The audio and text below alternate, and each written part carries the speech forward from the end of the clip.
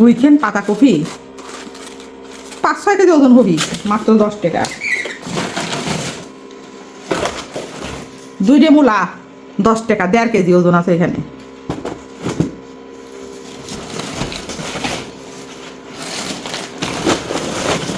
আর পালনের শাক 2 কেজি 10 টাকা।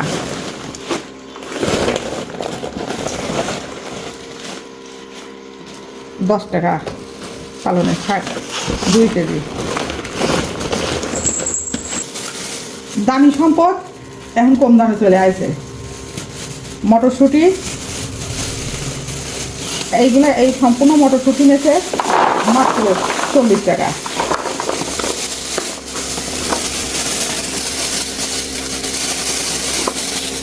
আলহামদুলিল্লাহ বাজার এখন অনেক সহনীয়।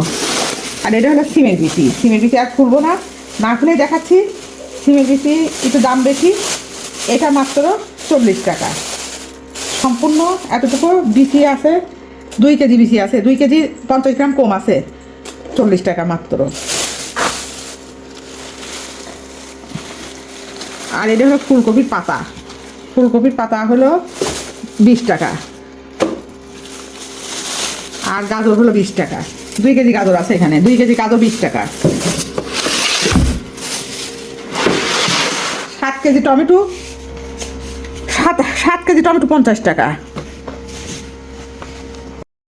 আসসালামু আলাইকুম। সুন্দর একটা দৃশ্য, সুন্দর একটা পরিবেশ, তাই না? এই যে আমার ভাসতে যাচ্ছে পরীক্ষা দিতে, এক্সাম দিতে, তার চলছে এক্সাম।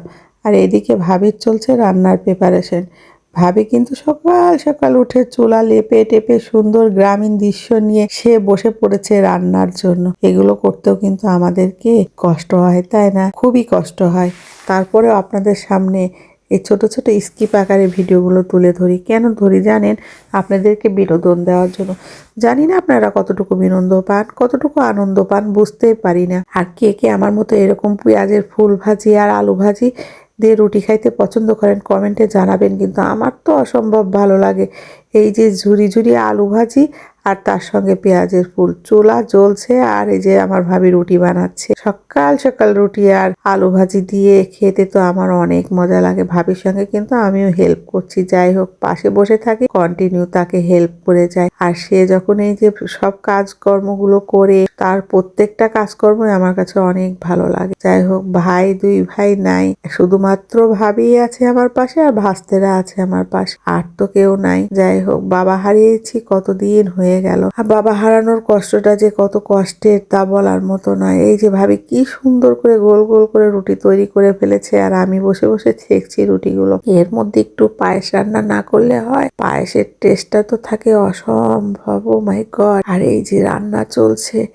এই রকম চুলার স্বাদে রান্না কয়জন খেয়েছেন বলেন তো?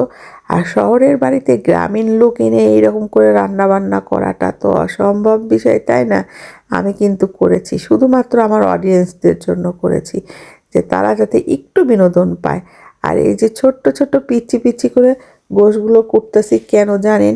এটা পিৎজা তৈরি করার জন্য। কারণ আমার ভাবি খুব সুন্দর করে পিৎজা তৈরি করতে পারে। আলহামদুলিল্লাহ, মাশাআল্লাহ, সে তার সকল কাজের দক্ষতা আছে। আর তারও কিন্তু একটা সুন্দর পেজ আছে, সেই পেজেও কিন্তু আমরা রান্নার ভিডিও ছাড়ি সব সময়।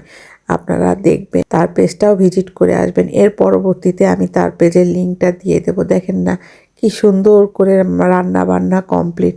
বেবি বলেছে মাছটা পুরাই রান্না করতে হবে। আগে বড় আবদার করতো, এখন ছোট আবদার করে।